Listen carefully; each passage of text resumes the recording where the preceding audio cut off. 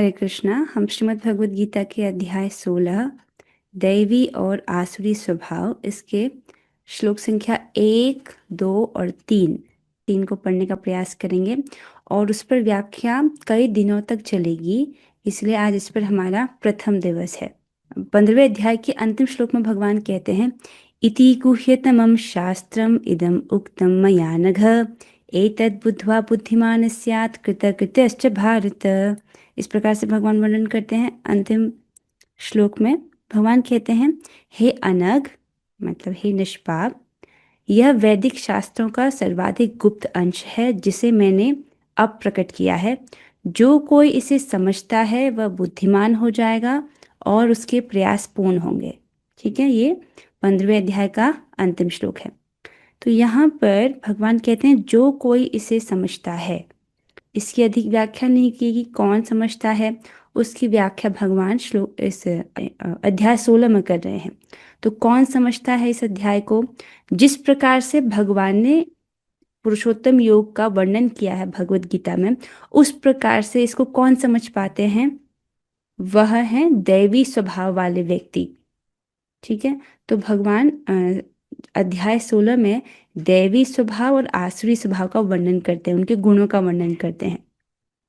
तो जो दैवी स्वभाव से युक्त हैं वह भगवान के दिए गए ज्ञान को, जो पुरुषोत्तम योग है, उसको यथावत समझ पाएंगे और मुक्त हो जाएंगे। ठीक है, लेकिन जो आसुरी स्वभाव वाले व्यक्ति हैं वह नहीं समझ पाएंगे। तो फिर भगवान जो है इस अध्याय के प्रथम 3 श्लोकों में दैवी गुणों का वर्णन करते हैं और फिर आगे आसुरी स्वभाव का वर्णन होता है। ठीक है, तो हम जो है श्लोक संख्या 1, 2, 3 का भी आवृत्ति करेंगे और कुछ जितना हम तात्पर्य पढ़ पाएंगे आज उतना लेने का प्रयास करेंगे। ठीक है, श्लोक का अध्याय का लिंक समझ आ रहा है आपको कि भगवान के द्वारा दिए गए ज्ञान को, जिसको उन्होंने अध्याय 15 पुरुषोत्तम युग में कहा, उसे कौन समझ पाएगा? वही जो दैवी स्वभाव से युक्त हो। इसलिए भगवान दैवी स्वभाव का वर्णन कर रहे हैं प्रथम 3 श्लोकों में। ओके, रेणुका माता जी आप गाइए। अभयं सत्त्वसंशुद्धिर्ज्ञानयोगव्यवस्थितिः अभयं सत्त्वसंशुद्धिर्ज्ञानयोगव्यवस्थितिः दानं दमश्च यज्ञश्च स्वाध्यायस्तप आर्जवम् दानं दमश्च यज्ञश्च स्वाध्यायस्तप आर्जवम् अहिंसा सत्यम् अक्रोधस्त्यागः शान्तिरपैशुनम्। अहिंसा सत्यम् अक्रोधस्त्यागः शान्तिः अहिंसा सत्यम् अक्रोधस्त्यागः शान्तिरपैशुनम्।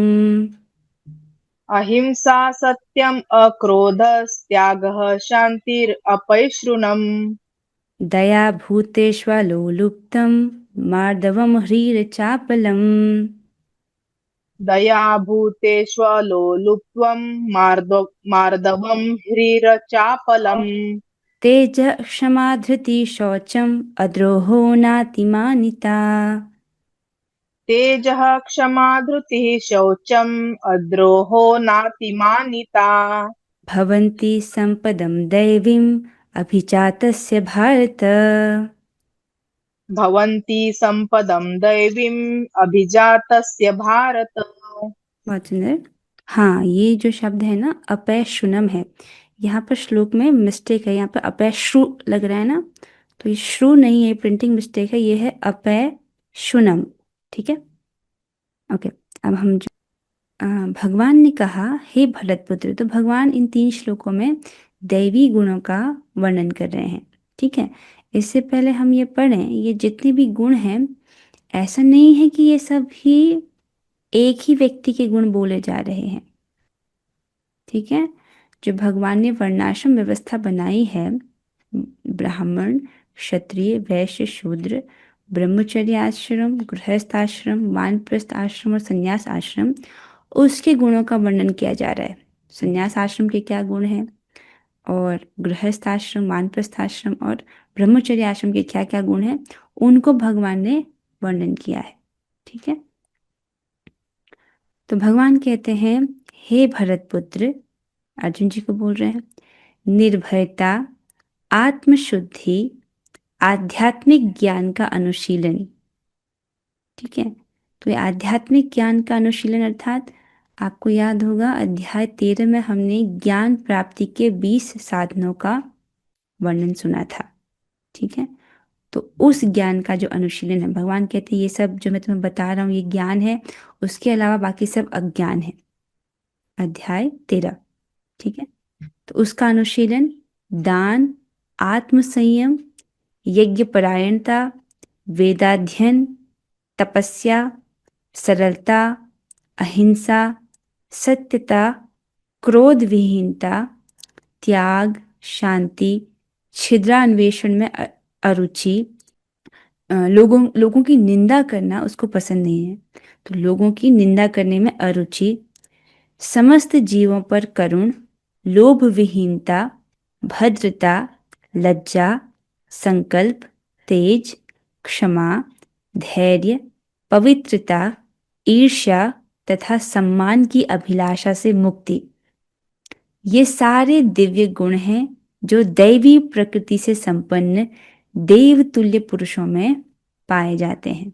ठीक है, तो यहाँ पर भगवान ने दैवी गुणों का वर्णन किया है कि ये सारे दिव्य गुण हैं और जो दैवी प्रकृति, दैवी स्वभाव वाले हैं उन व्यक्तियों में, उन लोगों में पाए जाते हैं। पुरुषों लिखा है तो केवल ये नहीं समझना चाहिए कि पुरुषों में, मतलब पुरुष और स्त्रियां दोनों में। ठीक है, देखिए भगवान सम्मान की अभिलाषा से मुक्ति यहाँ भी लिख रहे हैं। ठीक है, और जब भगवान ने ज्ञान प्राप्ति के 20 साधन बताए थे उसमें पहला यही था, अमानित्वम, अदम्भित्वम, अहिंसा, क्षांति, आर्जवम। उसमें पहला क्या था? अमानित्वम, अपने लिए सम्मान की प्राप्ति की स्पृहा से वो मुक्त है, उसकी इच्छा नहीं है। और भगवत धाम प्राप्त करने की जो योग्यता है उसमें पहली योग्यता क्या है?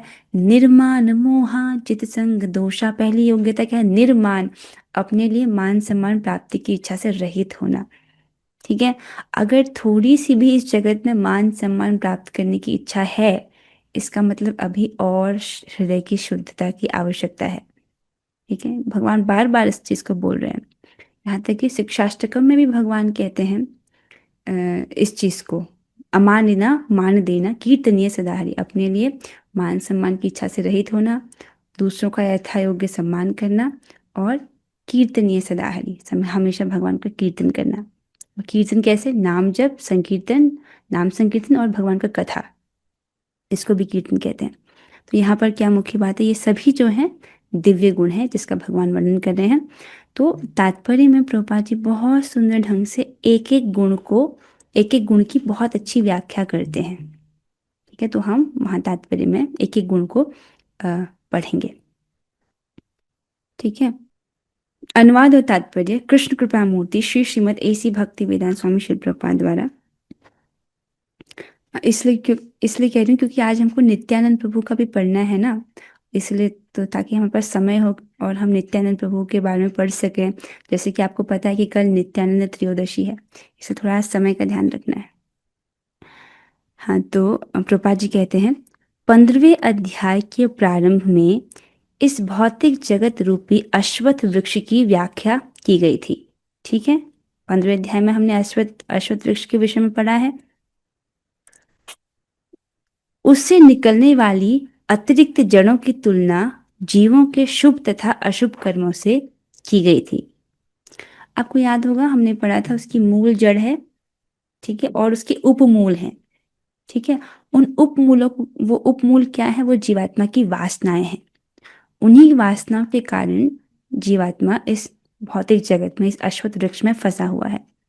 उन्हीं वासनाओं से प्रेरित होकर के वो शुभ और अशुभ कर्म करता है और फिर उन शुभ और अशुभ कर्मों के फलों को भोगता रहता है। लेकिन हमने क्या पढ़ा था कि इन शुभ और अशुभ कर्मों को करने के द्वारा जो इसको पुण्य या पाप फल मिल रहे हैं, उनको भोगने के द्वारा वो वासनाएं नष्ट नहीं होती हैं। हमने पढ़ा था ये। ठीक है, पुण्य कर्म कर रहा है, उसका पुण्य फल मिलेगा, उस पुण्य फल मतलब उसको स्वर्ग की प्राप्ति हुई, वहां उस पुण्य को भोगता है। जब उसके पुण्य क्षीण होते हैं वापस से पृथ्वी पर गिरता है, लेकिन इससे उसकी वासना नष्ट नहीं होती है। ठीक है, तो इस प्रकार से जो है अतिरिक्त जड़ों के विषय में बताया गया। 9वें अध्याय में भी देवों तथा असुरों का वर्णन हुआ है। अब वैदिक अनुष्ठानों के अनुसार सतोगुण में किए गए सारे कार्य मुक्ति पथ में प्रगति करने के लिए शुभ माने जाते हैं और ऐसे कार्यों को दैवी प्रकृति कहा जाता है। ठीक है, तो ये जो सतोगुण का वर्णन है, ये जो अश्वत्थ वृक्ष है, इसमें हमने क्या पढ़ा था कि जो ऊपर की शाखाएं हैं वो सतोगुण को पोषित करती हैं, मध्य की जो शाखाएं हैं वो रजोगुण को पोषित करती हैं, और नीचे जो शाखाएं वो निम्न योनियां हैं तो वो तमोगुण को पोषित करती हैं, ऐसा पढ़ा था। तो इसी अश्वत्थ वृक्ष के भीतर की बात बताई जा रही कि इस अश्वत्थ वृक्ष में जो लोग सतोगुण का अनुशीलन करते हैं, जैसे जो देवता हैं वो उनमें सतोगुणी प्रधान है, ठीक है, तो उनमें दैवी गुण है। तो यहाँ पर बता रहे हैं कि सतोगुण में किए गए जो सारे कार्य हैं वो मुक्ति पथ में प्रगति करने के लिए शुभ माने जाते हैं। सतोगुण में जब व्यक्ति स्थित होता है तो वह उसकी मुक्ति के लिए अनुकूल है, जबकि रजोगुण और तमोगुण में व्यक्ति स्थित रहता है तो वह अपने आध्यात्मिक कार्यों को नहीं कर सकता है। ठीक है, रजोगुण में स्थित व्यक्ति को बताया गया है उस व्यक्ति की तरह, धूमे न वृहते वहनिर यथादर्शो मलेन च, जैसे कि एक शीशा है, वह धूल की मोटी परत से ढका हुआ है। तो ऐसा व्यक्ति है जो रजोगुण से प्रभावित है, जिसके चित्त में रजोगुण है। तो एक शीशा का क्या फंक्शन है कि आप उसमें चेहरा देखो तो आपका चेहरा उसमें स्पष्ट दिखना चाहिए। अब क्योंकि उसमें इतनी धूल लगी है तो शीशा शीशा के तौर पे जो उसका कार्य है उसको नहीं कर सकता है। ठीक है, और वैसे ही तमोगुण को किससे बताया गया, भ्रूण, जो कि आमाशय जो गर्भाशय से ढका रहता है, जो भ्रूण है, तो वह भी एक असहाय अवस्था में है, एक जो भ्रूण है। तो वो किसका उदाहरण बताया गया था, तमोगुण का। तो तमोगुण में जो व्यक्ति है वो अपने आध्यात्मिक कार्य को कर ही नहीं पाता, उस विषय में वो असहाय है। लेकिन सतोगुण की तुलना बताई गई थी अग्नि से। अग्नि है, उसमें धुआं उठ रहा है, भले धुआं उठ रहा है लेकिन अग्नि अपने कार्य को, जो क्या है उसका ऊष्मा और ताप प्रदान करना, उसको कर सकता है। तो जो मनुष्य है जब वो सतोगुण में स्थित होता है तो वो अपने आध्यात्मिक कार्यों को कर सकता है। तो इस प्रकार से सतोगुण में किए गए सारे कार्य मुक्ति पथ में प्रगति करने के लिए शुभ माने जाते हैं और ऐसे कार्यों को दैवी प्रकृति कहा जाता है। स्पष्ट है ये? ठीक है, जो लोग इस दैवी प्रकृति में स्थित होते हैं वे मुक्ति के पथ पर अग्रसर होते हैं। इसके विपरीत उन लोगों के लिए जो रजो तथा तमोगुण में रहकर कार्य करते हैं मुक्ति की कोई संभावना नहीं रहती है। ठीक है, तो ज्यादातर लोग इस जगत में, आज के समाज में, वो तमोगुण का रजोगुण का अनुशीलन कर रहे हैं। उनका कैसा भविष्य है, अंधकार में भविष्य है, वो इस अश्वत्थ वृक्ष में हमेशा फंसे ही रह जाएंगे। ठीक है, लेकिन जो लोग दैवी प्रकृति में स्थित हैं वो मुक्ति के अर्थात इस अश्वत्थ वृक्ष से बाहर निकलने के पथ में वो अग्रसर है। जो रजो तथा तमोगुण में रहकर कार्य करते हैं उन्हें या तो मनुष्य की तरह या इसी भौतिक जगत में रहना होता है, या फिर वे पशु योनि में या इससे भी निम्न योनियों में अवतरित होते हैं। ठीक है, जैसा कि हमने अध्याय 13 में और अध्याय अध्याय 13 में नहीं, अध्याय 14 में इसको प्रकृति के 3 गुण के विषय में हमने पढ़ा था। उसमें हमने स्पष्ट पढ़ा था कि सतोगुण और रजोगुण और तमोगुण के क्या प्रभाव होते हैं। ठीक है, तो रजोगुण और तमोगुण का जो सेवन करते हैं इसी भौतिक जगत में वो फंसे रह जाएंगे, या तो मनुष्य के देह में या उससे भी निम्न पशु या उससे भी और अधिक निम्न योनियों में वो चले जाएंगे। ठीक है, तो ये जो रजोगुण और तमोगुण का अनुशीलन है बहुत खतरनाक है, इसके संपर्क से हमको बचना है। इसीलिए भक्ति में प्रभुपाद जी कहते हैं सबसे पहले व्यक्ति सतोगुण तक ऊपर उठे, उसके बाद उसको उच्चतर बातें समझाई जाएंगी। इसलिए सतोगुण का अनुशीलन करना बहुत आवश्यक है, ब्रह्म मुहूर्त में उठना बहुत आवश्यक है, प्रसाद खाना बहुत आवश्यक है। ठीक है, इस 16वें अध्याय में भगवान दैवी प्रकृति तथा उसके गुणों एवं आसुरी प्रकृति तथा उसके गुणों का समान रूप से वर्णन करते हैं। ठीक है, तो ये जो 16वां अध्याय है वो किस विषय में है? यह है दैवी प्रकृति और आसुरी प्रकृति के विषय में है। और भगवान दैवी गुणों का वर्णन करेंगे और आसुरी गुणों का भी वर्णन करेंगे। तो दैवी गुण का वर्णन भगवान पहले 3 श्लोकों में करते हैं, 1, 2, 3। और उसके बाद आसुरी स्वभाव का वर्णन चलता है काफी लंबा। ठीक है।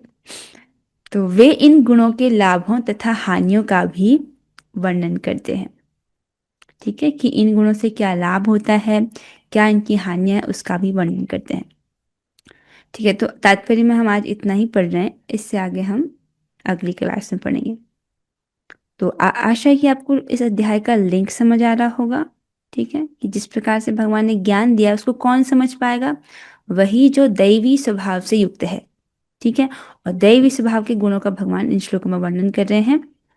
और ये जो भी गुण हैं ये एक व्यक्ति में नहीं है, ये वर्णाश्रम के हिसाब से भगवान गुणों का वर्णन कर रहे हैं। जैसे निर्भयता, आत्मशुद्धि, आध्यात्मिक ज्ञान का अनुशीलन, ये सन्यासियों के गुण हैं।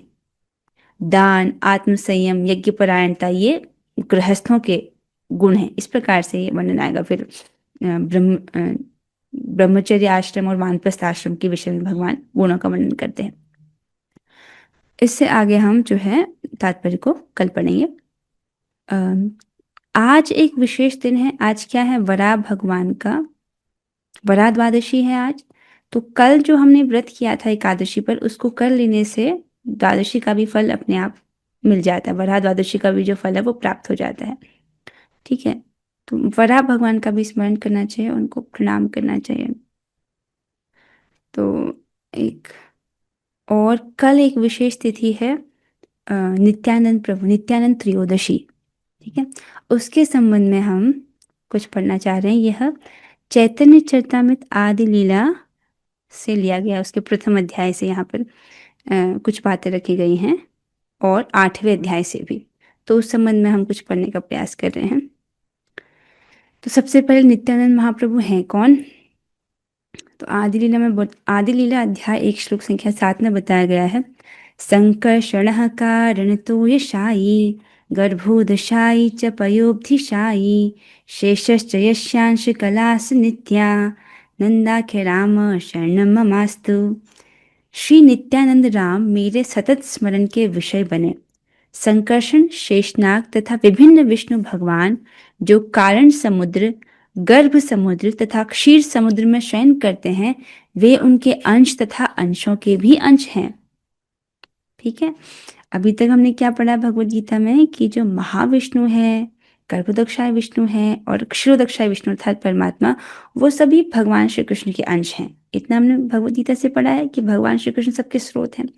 लेकिन चैतन्य चरितामृत में आपको और एडवांस बातें बताई जाएंगी कि भगवान श्री कृष्ण के प्रथम विस्तार हैं बलराम जी। बलराम जी के फिर विस्तार होते हैं चतुर्व्यूह, फिर उनसे और द्वितीय चतुर्व्यूह निकलते हैं। तो बलराम जी ही नित्यानंद महाप्रभु हैं। और इस प्रकार से जो द्वितीय संकर्षण है, उनके विस्तार है महाविष्णु, और फिर महाविष्णु के विस्तार है गर्भोदक्षाय विष्णु, फिर गर्भोदक्षाय के विस्तार आपको पता है क्षीरोदक्षाय विष्णु, जो कि हम सबके हृदय में परमात्मा स्वरूप में है। ठीक है, तो इस प्रकार से भगवान श्री कृष्ण ही स्रोत हैं, लेकिन उनके प्रथम विस्तार बलराम जी हैं। फिर उनसे प्रथम चतुर्व्यूह, फिर उनसे द्वितीय चतुर्व्यूह, फिर द्वितीय चतुर्व्यूह के जो संकर्षण है उनसे महाविष्णु, फिर उनसे गर्भोदक्षाय विष्णु, और फिर उनसे क्षीरोदक्षाय विष्णु का विस्तार होता है। तो इस प्रकार से जो, क्योंकि नित्यानंद महाप्रभु ही बलराम जी हैं, तो ये सब उनके अंश हैं। समझ आ रहा है कि जो संकर्षण, शेषनाग, विभिन्न विष्णु भगवान जो कारण समुद्र में रहते हैं अर्थात महाविष्णु, गर्भ समुद्र अर्थात जो गर्भोदक जल में रहते हैं अर्थात गर्भोदक्षाय विष्णु, और क्षीर समुद्र में शयन करते हैं अर्थात क्षीरोदक्षाय विष्णु, ये सब क्या है? इनके अंश तथा अंशों के भी अंश हैं। मायातीते व्यापी वैकुंठ लोके, पूर्णेश्वर्ये श्री चतुर्व्यूह मध्ये, रूपम यस्योद्भाति संकर्षणाख्यम, तम श्री नित्यानंद रामम प्रपद्ये। मैं उन श्री नित्यानंद राम के चरण कमलों की शरण ग्रहण करता हूँ, जो चतुर्व्यूह अर्थात वासुदेव, संकर्षण, प्रद्युम्न तथा अनिरुद्ध के मध्य संकर्षण के नाम से विख्यात हैं। वे भौतिक सृष्टि से परे वैकुंठ लोक में निवास करते हैं और समस्त ऐश्वर्यों से युक्त हैं। फिर और आता है, माया भर्ता जांड संघाशयांग श्रेते साक्षात्कारम्भोधि मध्ये यस्य कांश श्री पुमानादि देवस तम श्री नित्यानंद रामम प्रपद्ये। मैं श्री नित्यानंद राम के चरणों में पूर्ण नमस्कार करता हूँ, जिनके अंश रूप कारणोदक्षाय विष्णु कारण समुद्र में शयन करने वाले आदि पुरुष हैं, माया के पति हैं और समस्त ब्रह्मांडों के आश्रय। तो आप समझ रहे हैं कि जो कारण सागर में महाविष्णु हैं, ये भगवान नित्यानंद के अंश हैं। इतना समझ रहे हैं। फिर यस्यांशांश परमात्माखिलानां पोष्टा विष्णुर्भाति दुग्धाब्धिशायी शौणी भरताद्यत् कला सोप्यनंतस तम श्री नित्यानंद रामम प्रपद्ये। मैं उन श्री नित्यानंद राम के चरण कमलों में सादर नमस्कार करता हूँ, जिनके गौण अंश क्षीर सागर में शयन करने वाले विष्णु हैं। मतलब उनके अंश के अंश हैं क्षीरोदक्षाय विष्णु। ठीक है, वे क्षीरोदक्षाय विष्णु ही समस्त जीवों के परमात्मा और समस्त ब्रह्मांडों के पालक हैं। शेषनाग उनके अंशांश हैं। ठीक है, तो जो क्षीरोदक्षाय विष्णु हैं, जो सभी के हृदय में परमात्मा के रूप हैं, वह नित्यानंद प्रभु के अंश अवतार हैं। ठीक है, समझ रहे हैं इसको? तत्व से आप आशय समझ पा रहे होंगे। अब महत्वपूर्ण बात यह है, इसको ध्यान से समझिए। तो नित्यानंद महाप्रभु तो बलराम जी ही हैं। ठीक है, आप समझ रहे हैं उस चीज को। फिर ये लिया गया है आदि लीला अध्याय 8 बंगाली प्यार 13 और उससे आगे। बहु जन्म करे यदि श्रवण कीर्तन तब तु न पाए कृष्ण पदे प्रेम धन। अब ये बहुत गंभीर बात है। यदि कोई हरे कृष्ण महामंत्र के जप में 10 अपराध करता रहता है, तो वह चाहे अनेक जन्मों तक पवित्र नाम का जप करने का प्रयास क्यों न करे, उसे भगवत प्रेम प्राप्त नहीं हो सकेगा, जो इस जप का चरम लक्ष्य है। आप समझ रहे हैं? हम सबका लक्ष्य क्या है? कि हमको भगवान का प्रेम प्राप्त हो।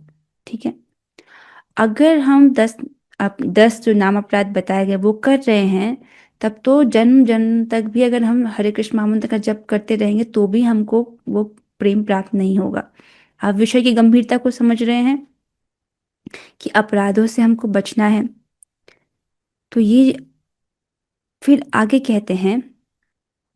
अब यहाँ पर बंगाली प्यार को मैं छोड़ रही हूँ, मुझे बंगाली प्यार उतने अच्छे से पढ़ने नहीं आते, तो अनुवाद पढ़ रही हूँ। यदि हरे कृष्ण महामंत्र का कीर्तन करते हुए किसी का हृदय परिवर्तित नहीं होता, उसके नेत्रों से अश्रु नहीं बहते, उसका शरीर कंपित नहीं होता, नहीं उसे रोमांच होता है, तो यह समझना चाहिए कि उसका हृदय लोहे के समान कठोर है। ऐसा भगवान नाम के चरण कमलों पर अपराधों के कारण होता है।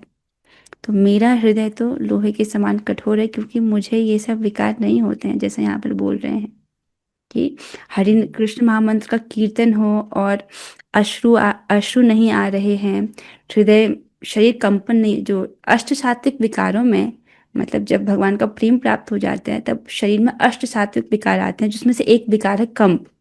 आनंद की अतिशयता के कारण शरीर में कंप छूटता है। तो ऐसा कंपन जिसको नहीं हो रहा है, जिसको रोमांच नहीं हो रहा है, तो ये समझना चाहिए कि उसका हृदय लोहे के समान कठोर है। मेरा हृदय तो लोहे के समान कठोर है, मुझे ये सब विकार नहीं होते हैं। कोई भक्त है जिनको इस प्रकार से विकार होता हो, इनमें से कुछ? हाँ, तो अगर मैं देख लूँ कि हम सभी इसी स्थिति में हैं कि हमको ऐसा नहीं हो रहा है, तो ग्रंथ जिन ग्रंथकार बता रहे हैं कि उनका हृदय कैसा है? हृदय लोहे के समान कठोर है। ऐसा क्यों है? ऐसा भगवान नाम के चरण कमलों पर अपराधों के कारण होता है। यदि भगवान के पवित्र नाम का बारंबार जप करते रहने पर भी मनुष्य में भगवान के प्रति प्रेम विकसित नहीं होता और उसकी आंखों में अश्रु प्रकट नहीं होते, तो इससे यह स्पष्ट हो जाता है कि जप में उसके अपराधों के फलस्वरूप कृष्ण नाम का बीज अंकुरित नहीं हो रहा है। ठीक है, तो स्पष्ट है कि हम जब हरे कृष्ण महामंत्र का कीर्तन करते हैं, तो इस प्रकार से जैसा यहाँ पर विकार बता रहे हैं वो तो हमको अभी अनुभव नहीं होते। इसका मतलब हमने कुछ अपराध किए हैं, इसीलिए जो है प्रेम अंकुरित नहीं हो रहा है। ये स्पष्ट है कि हमारे अपराध हैं।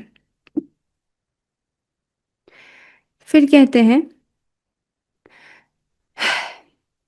चैतन्य नित्यानंदे नाही ए सब विचार, नाम लैते प्रेम दीना वह अश्रुधार।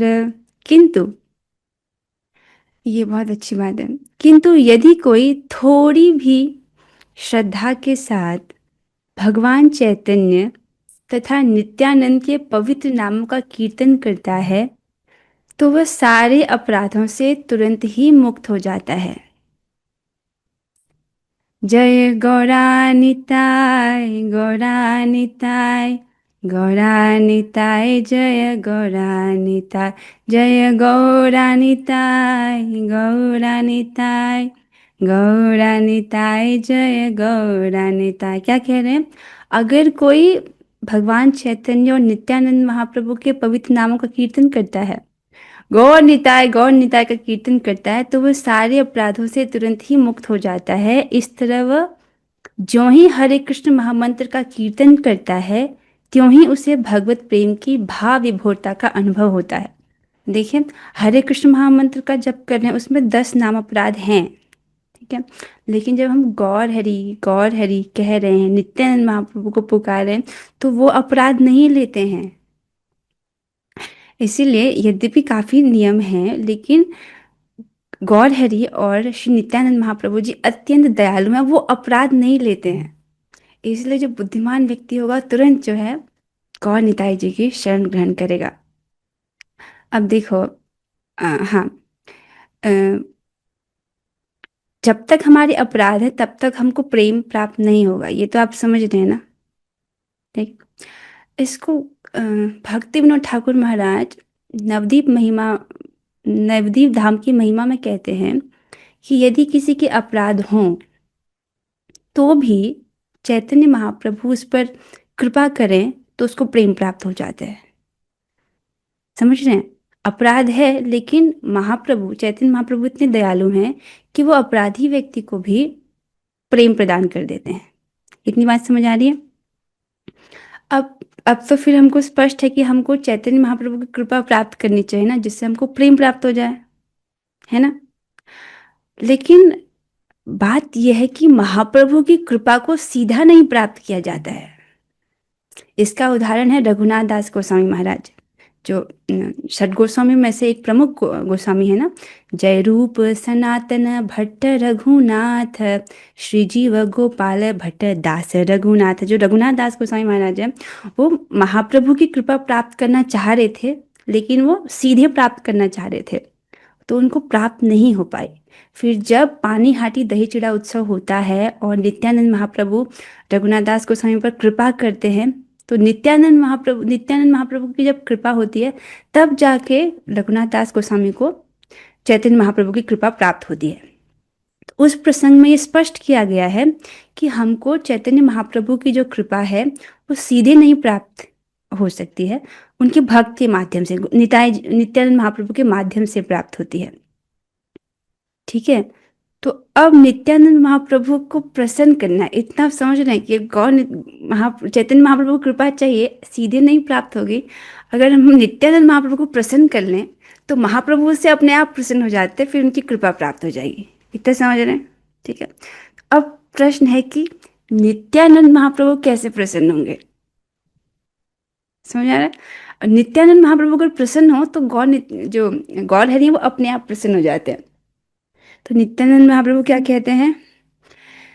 भज गौरांगो कहो गौरांगो, लहो गौरांगेरो नाम रे। भज गौरांगो कहो गौरांगो, लहो गौरांगेरो नाम रे। जे जना गौरांगा भजले, से हो अमर प्राण रे।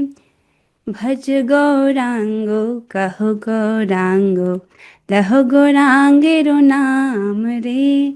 तो श्री नित्यानंद महाप्रभु बहुत प्रसन्न हो जाते हैं अगर कोई गौर हरि बोले तो। वो कहते हैं कि अगर कोई गौर हरि बोलता है तो वह मुझे खरीद लेता है। कहने का आशय यह है कि वो उस पर बहुत प्रसन्न हो जाते, बहुत अधिक प्रसन्न हो जाते। तो नित्यानंद महाप्रभु को प्रसन्न करने की सरल विधि पता चल गई है हमको। गौर हरि का भजन करना है, गौर हरि बोलना है, इससे नित्यानंद महाप्रभु प्रसन्न हो जाएंगे। ठीक।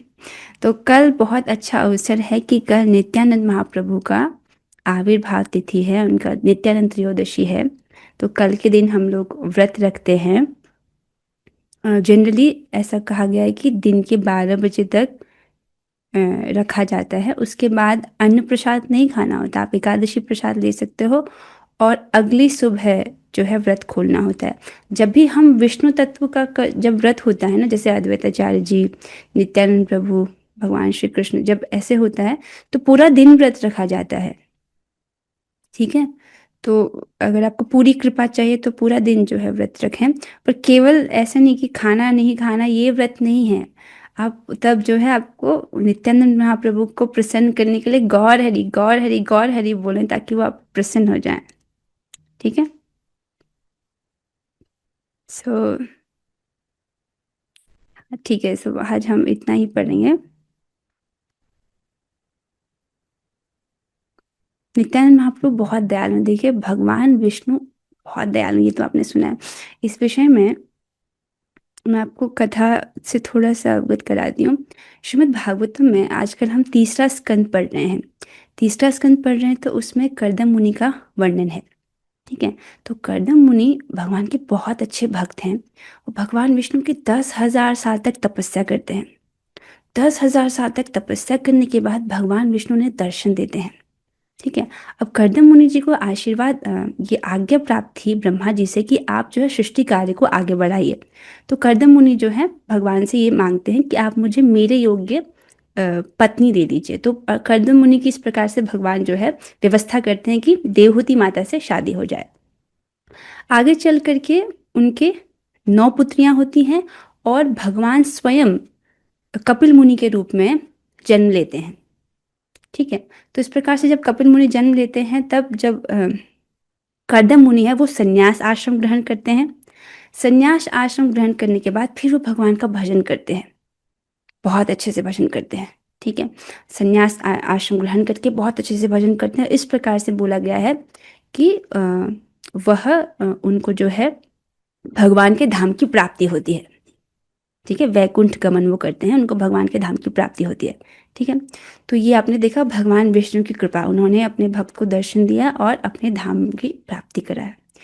तो अब देखिए उनसे भी भगवान विष्णु बहुत करुणामयी हैं, लेकिन उनसे भी करोड़ों करोड़ों गुना करुणामयी है भगवान श्री कृष्ण।